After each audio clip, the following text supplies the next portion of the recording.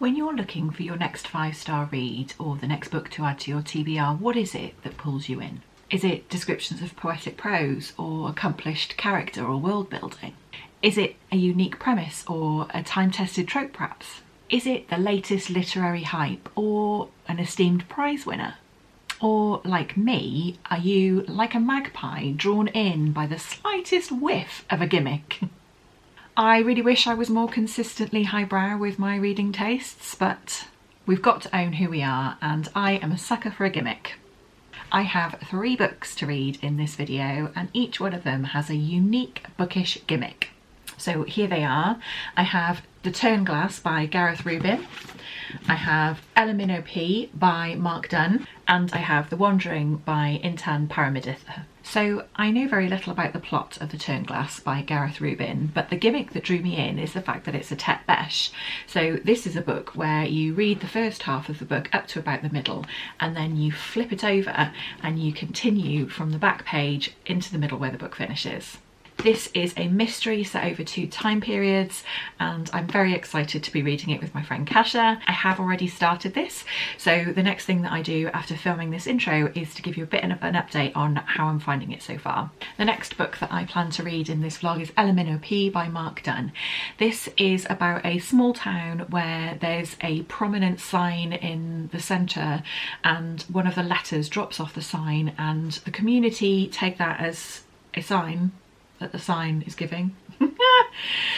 The community assume that this is some sort of prophetic thing, which means that they have to remove that letter from their alphabet, and so begins this unusual tale where more and more letters drop off and the community has to function with fewer and fewer letters as part of their alphabet. So I'm hoping, the gimmick being that some of these letters will actually be removed from the writing as we go throughout the book. So this is Minnow and sounds pretty cool. And the last book that I have is The Wandering by Intan Paramaditha. Now I'm going to read the blurb for this one instead of trying to describe it myself because it sounds so good.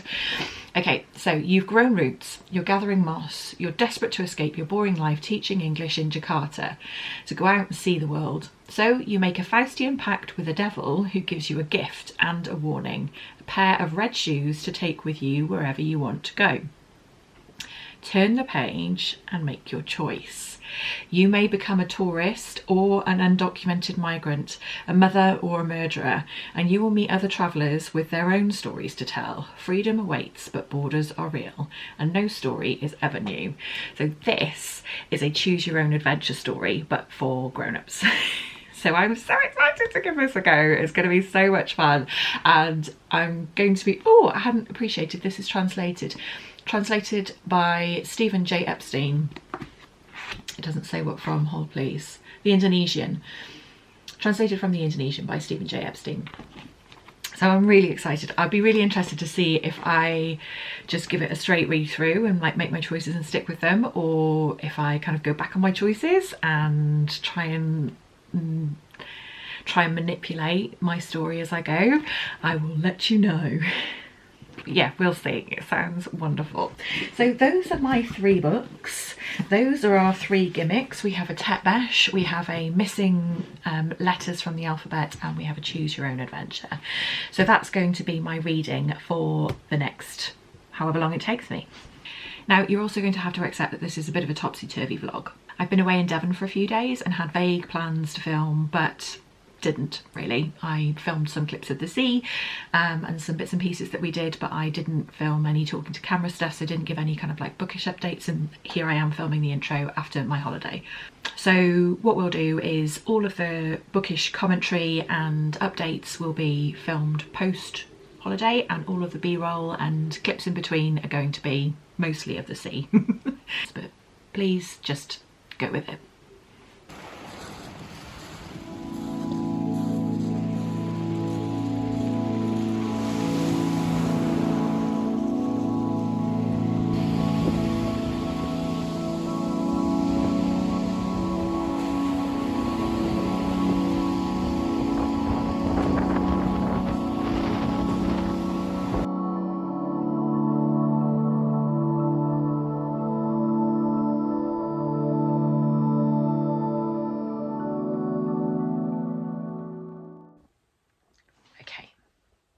We are in Victorian England, and a young London doctor receives a telegram from his father to say your uncle is not very well and we want you to go to his house and see what's the matter with him and try and make him better.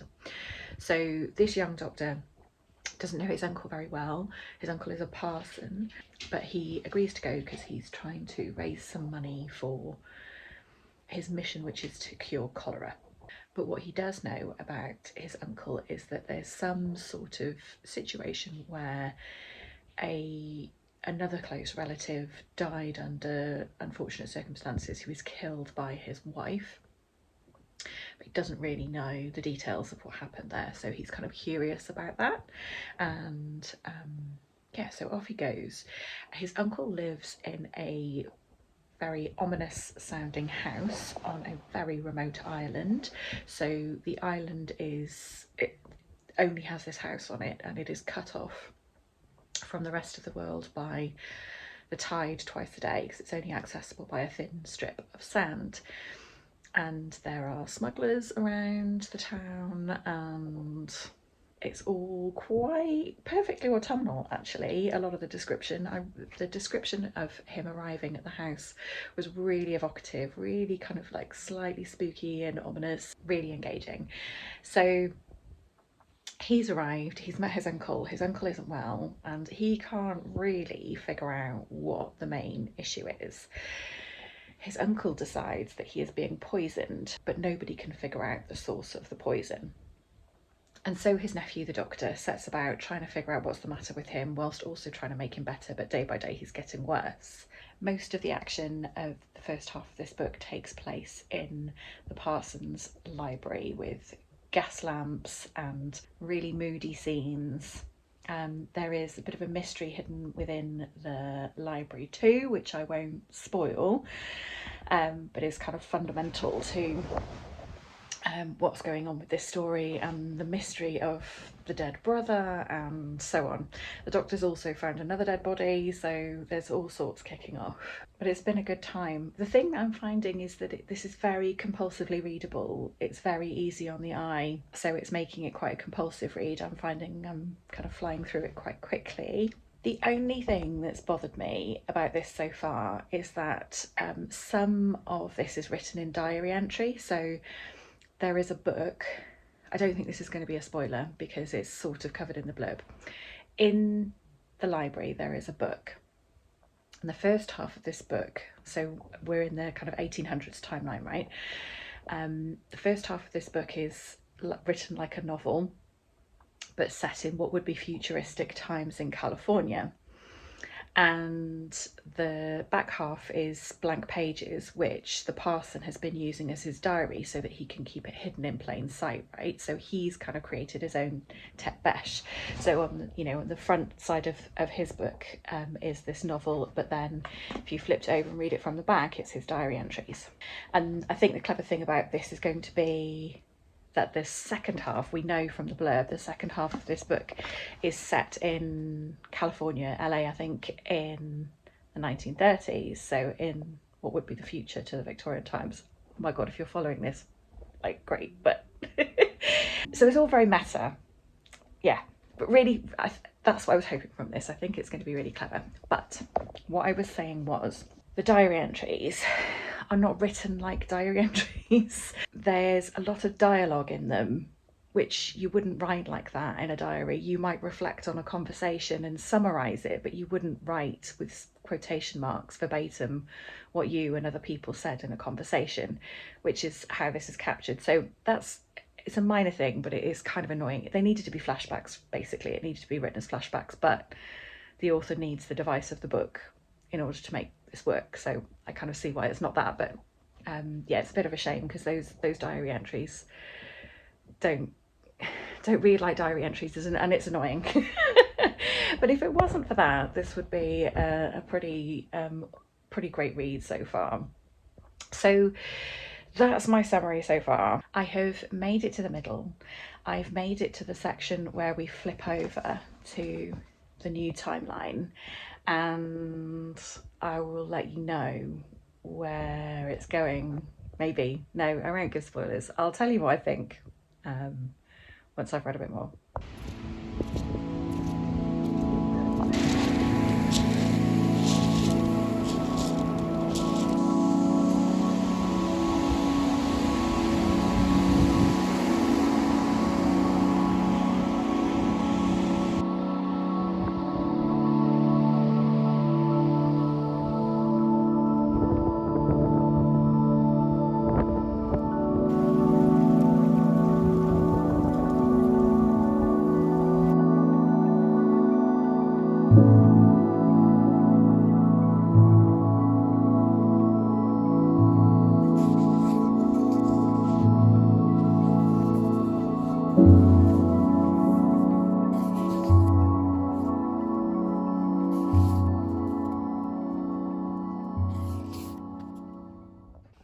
Hello friend, I am here to say I've finished the Turnglass. I've actually finished it a couple of days ahead of schedule in my buddy read because I was really into it and wanted to carry on reading and found it quite page turnery in the end.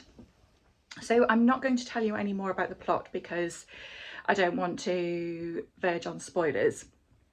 And the beauty of this is that it's a mystery within a mystery. So if I say too much about the second half of the book, I'm almost certainly going to spoil the first half or the whole thing. But yeah, I think there are strengths and weaknesses in this. It was a really enjoyable read. I had a good time with it. It was perfect for an autumnal holiday actually. But it's not going to be a new favourite. So let me tell you why. The plot was clever and the gimmick of the Tetbesh worked really, really well. There was, like I say, a mystery within a mystery and every loose end tied up by the end. And I think I quite like that. I mostly saw things coming, but I enjoyed that because I felt like I was being clever. I'm not normally that person. Normally I'm quite happy to be taken along by the author and I'm not thinking ahead and trying to solve things myself. But I did kind of work a few things out as we went. The author does spoon feed you a little bit, so you get the clue and then you get the explanation, but I kind of like that because for me it was a bit like a quiz and then I was getting the answer straight away, like, oh, I worked that out, and then I was getting confirmation that I'd got it right. So I quite like that, but I could see that being annoying for other readers, particularly for those well versed in reading mysteries, which I don't do a huge amount of. But I enjoyed my reading experience for that. The thing that was lacking, I think, was character development. The characters were very surface level. They were just there to serve the plot and move the plot along. And I think a bit more character development would have made this a much richer read and would have appealed to me even more. Some of the mystery, some of the clues and so on were a bit convenient or yeah, a bit of a stretch, I guess, but it kind of needed to be in order to fulfill this premise. It needed to kind of like tie things up in balance and equally between the two sides of the book. So I guess there needed to be a little bit of like push and pull with the narrative. In terms of the gimmick side of things, like I say, this was hugely successful. I think the Tetbesh element of this was really clever and really well executed. As a standalone mystery, it might be a bit kind of cliche and a bit too convenient. As a standalone story, the characters needed a bit more development, but the fact that it was gimmicky, the fact that it had the Tetbesh element, and the fact that it was all tied up in that that kind of mystery within a mystery, book within a book sort of thing, made this book as enjoyable as it was. So yeah, that's my thoughts. I think that's all I have to say. Next I'm picking up Minnow P, which I don't have in my hands, and we'll let you know what I think of that.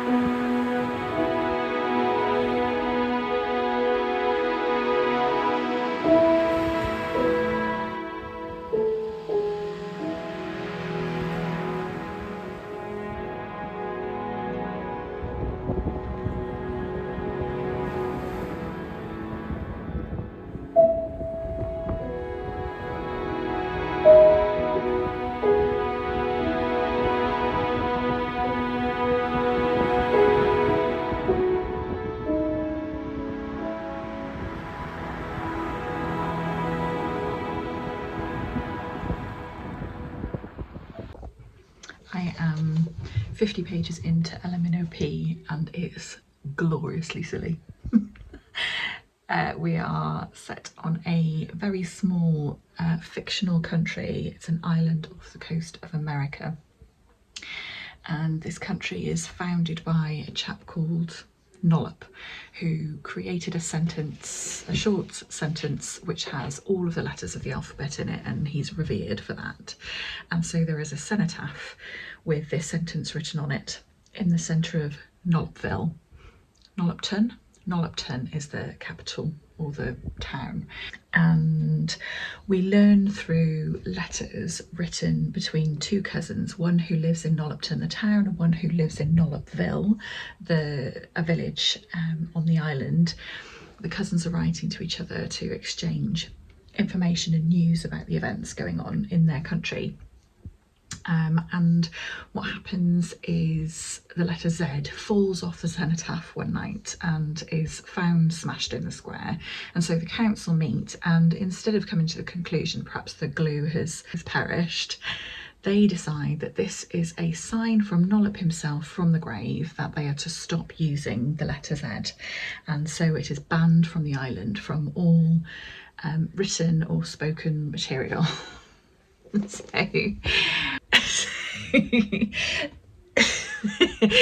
So they create this law, and there are three possible punishments if you break the law and use the letter Z.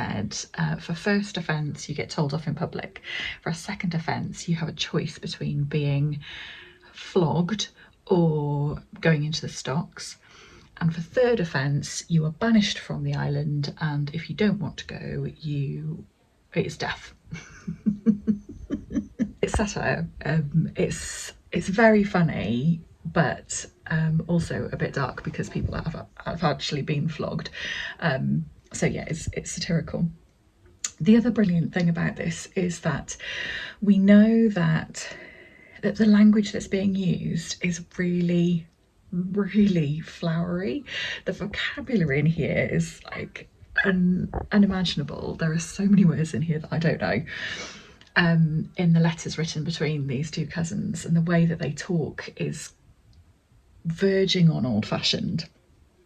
But we know that the island is a bit different to mainland America. There's reference to the fact that they don't use emails, but mainland America does, and they don't have television, and mainland America does. So we know that it's a fairly modern setting, but in a country on this island where perhaps some of those modern trappings and technology and things like that aren't in regular use.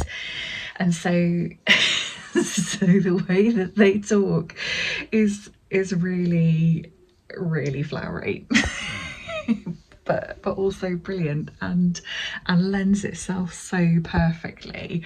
So obviously I'm 50 pages in and we've had 3 tiles drop from the cenotaph now, so that's 3 letters banned from the alphabet. And because this is written in letter form where these letters are outlawed, these letters are not being used in the book as they are outlawed in the story. And so yeah, the use of language in here is getting more and more creative, and I suspect that will continue.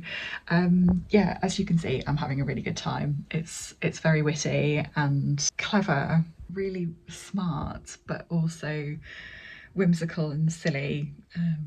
Yeah, just kind of what I fancied.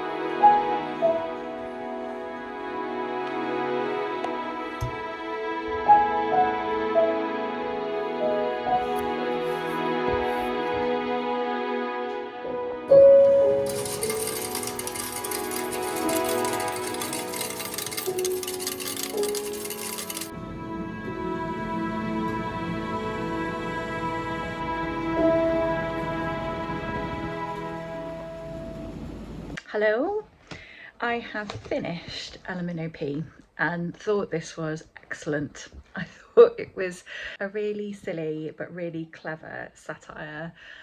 I thought, yeah, it was brilliant. So I think I've told you the premise. Letters are dropping from the cenotaph, and as they do, the council of this town or country, which is made up of a town and a village, ban the use of those letters in written or spoken form, and then impose these really strict consequences if people break those laws. And because the glue that was used to put these letters up in the first place is perishing, they're dropping at a rate of knots. And so more and more letters are banned, and language and communication becomes more and more difficult. This book is written in letter form, as in a letter that you write from one person to another. So they become more and more interesting. The language used in here is just so entertaining. Yeah, I had a great time. And it also, you know, it was funny, it did tickle me, it was very clever, but it did also make me think about the dangers of leaders that we don't put our trust in. And yeah, I'm feeling that a little bit at the moment, that, you know, looking at our country's leader saying that we believe one thing, and I'm sat here thinking I really strongly disagree. And in this, you know, there's this blind faith put in these 5 councillors who just go completely rogue, and people have to live with the consequences, which are enormous. That's the danger of having leaders that you cannot trust, or leaders that don't act with integrity or make decisions for the wrong reasons. Anyway, I've alluded to what I'm trying to say. I don't really want to go into it anymore, but needless to say, it was thought-provoking, very entertaining, really tickled my funny bone, and I had a really great time reading LMNOP by Mark Dunn. Next up, I'm super excited. Oh, hold please. I am really excited to give The Wandering a go. This is a choose your own adventure story, and it's a bit of a Faustian deal with the devil situation. So I'm really excited about getting to this. The other thing that I'm really excited about, and I'm not going to show you right now because it's surrounded by a massive laundry, but I caved, and I have been influenced and bought a walking pad. So I'm now the proud owner of a walking pad. And do you know, going back to work this week after being away for a few days and having a week-long holiday, it's busy now in work, which was to be expected, but it has been a bit bonkers coming back to that. So it was really nice. I'm working from home today, so finished work at 5 o'clock, and yeah, wandered downstairs and just got straight on the walking pad and marched it out for 20 minutes, which was great. I watched a bit of booktube, watched Scott at Gunpowder Fiction and Plot, Gunpowder Fiction and Plot, talking about intermezzo, whilst I had a little stomp on the walking machine, which is super. So I'm really happy with my purchase. That was information that you didn't ask for, but you're welcome.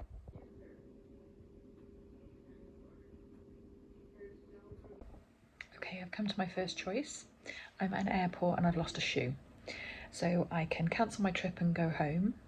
I can report my loss of a shoe to the police, or I can continue my journey to Berlin. Shoe be damned, I'm going to Berlin.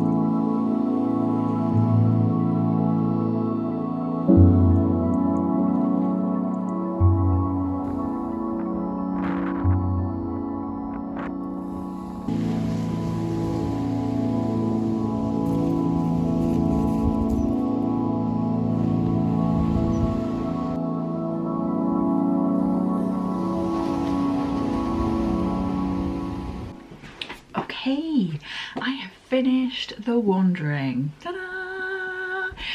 I had such a nostalgic time reliving the joy of Choose Your Own Adventure. Did you ever read those Usborne books, the Choose Your Own Adventure Usborne books? They were such fun. Yeah, so it was such a nostalgic time to kind of do this again as an adult. I have such mixed feelings about this. I really do. I don't quite know where I landed in the end, so let me try and unpick my thoughts a little bit for you. The nostalgia and the Choose Your Own Adventure sentiment absolutely nailed it. So in terms of the gimmick, that was a real win for me. So you are this book's main character. It's all written in the second person, so you are doing X, Y and Z. You need to choose between this and this.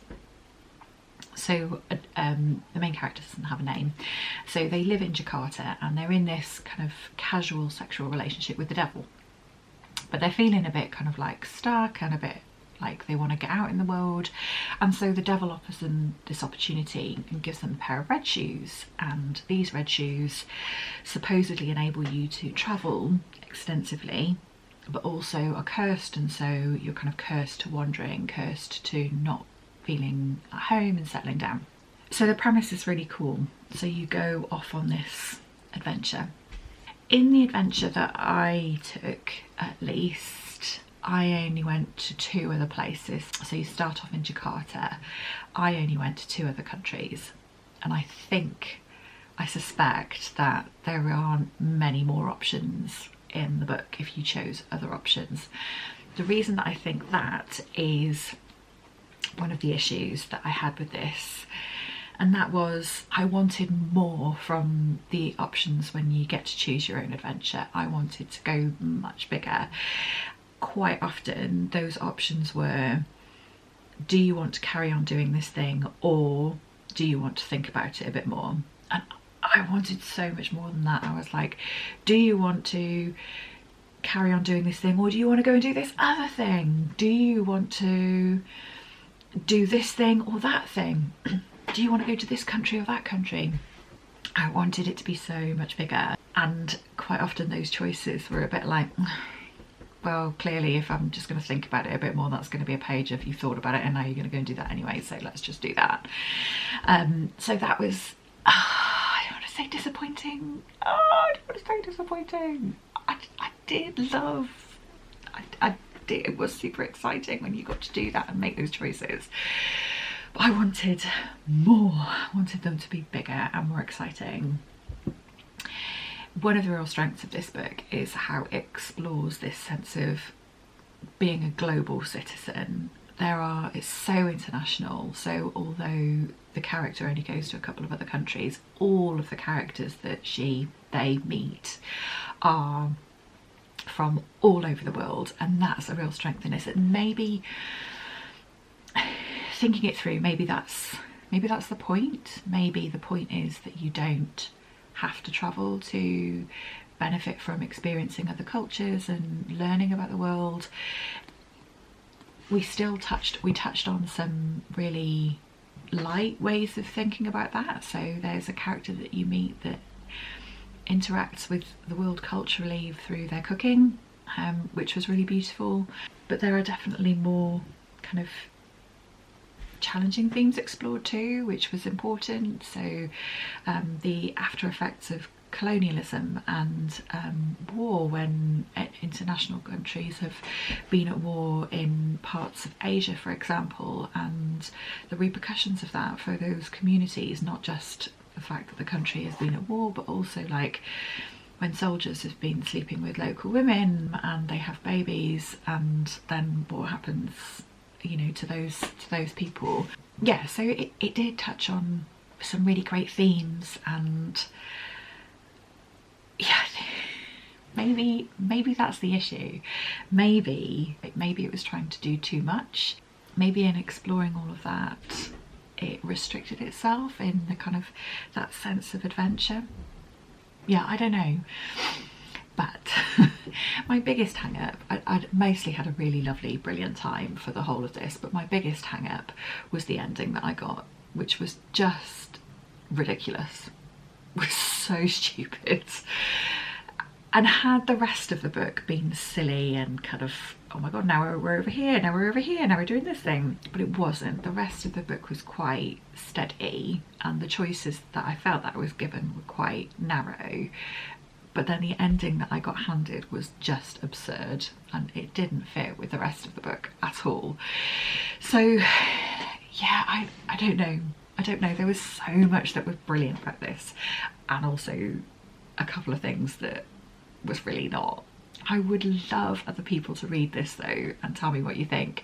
This is obviously a book in translation by a female author, so if you're looking for something to add to your Women in Translation month TBR for next year, please consider this. Yeah, so that was The Wandering by Intan Paramaditha. That is the end of my Give Me Gimmicks reading vlog. I've had a brilliant few days of reading, to be fair. I've really enjoyed all of the books that I've read. The Turnglass and Minnow, which I think is probably going to be one of my favourites of the year, and The Wandering. You know, none of them were like absolutely perfect, but I had such a good time with every single one of them. And it just goes to show actually that, you know, there is something in a gimmick. I've been trying to think, like, would those books have stood up without the gimmicky element to them? The Turnglass, I'm not sure. I think they were great stories in the Turnglass. In terms of the mystery, it was all a little bit neat and a little bit convenient. It needed to be to work with the tech bash element. But had that not been the case, I think it might have struggled to stand up. But the writing was brilliant and I was enthralled actually, so maybe I'm wrong there. Minnow, I think could have stood up without the gimmick. So the gimmick being that the letters were removed from the alphabet, and as you're reading, they're removed from what you're reading. The fact that they were written in letter form by the characters meant that those letters had to be removed. I suppose to remove the gimmick in that story, you would remove the letter writing component and it would just be described, and so perhaps just bits of dialogue would be missing those letters, but the rest of it, the kind of like description of what was going on, perhaps didn't need to be that. So, but I still think that would have made a really cracking story, and so yeah, I think Minnow would have stood up without that. The Wandering, I'm not sure. There were some plot holes with this one. So the red shoes, we've never really got to understand fully how they worked, and although they were presented as a curse where you're cursed to kind of like keep wandering and keep travelling, she only went a couple of places and didn't really have that curse. So that didn't quite add up, and maybe that made a lot more sense in one of the other adventures had I chosen some different options. The character writing in here was a bit weak for me. But again, it's so reliant on plot because of the structure of the book. I can understand why, but equally there were some brilliant themes packed into this book, and I think it shows real potential. It has the potential to be a really, really cracking, really interesting read, even if it wasn't a choose your own adventure book. I'm definitely going to be looking up this author. I'm very curious to see what, if anything, else they've written. So for the most part, I think they probably would stand up without the gimmick, but the gimmicks have really made them and have brought so much joy to my reading experience, and it hasn't been a letdown at all. So when I was sucked in by the gimmick of these books, actually they haven't disappointed. I still feel like I've had really cracking reading experiences. I'm delighted. This has been a great success. So tell me if you've read any of these, or if you might consider reading them after watching this. thank you so much for being here. Thank you for bearing with me with the whole kind of like back and forth with the b-roll. I haven't edited this yet obviously, but I'm imagining it's going to be a bit weird because it's going to be kind of like talk about the book, here's the sea, talk about the book, here's the sea. But hey, I hope it's all right. That's what you're gonna get. I don't know what I'm going to record next. I've got a few ideas. I'm so grateful for you being here, and I hope you're looking after yourself. If you haven't already today, take a big deep breath and have a massive glass of water, and I will see you again in the next video.